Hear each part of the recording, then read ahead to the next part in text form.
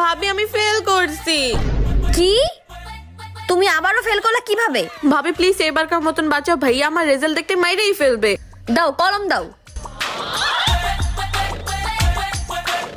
এই নাও, এখন তুমি পাস হয়ে গেছো। দেখো ঋতু পাস করছে। পাস করছে তো আবার 199 পেয়ে। বল বোন তোর কি লাগবে? তুই আজকে যা চাইবি আমি তোকে তাই দিব। হ্যাঁ লাগবে লাগবে, কি লাগবে কি লাগবে? আচ্ছা তুই ভাব, আমি ফ্রেশ হয়ে আসতেছি। ভাবি আমি ভাবতেছি ভাইয়ার থেকে একটা ল্যাপটপ নিয়ে নিব। আরে না না, ল্যাপটপ না, তুমি একটা আইফোন নিয়ে নাও। আইফোন কেন?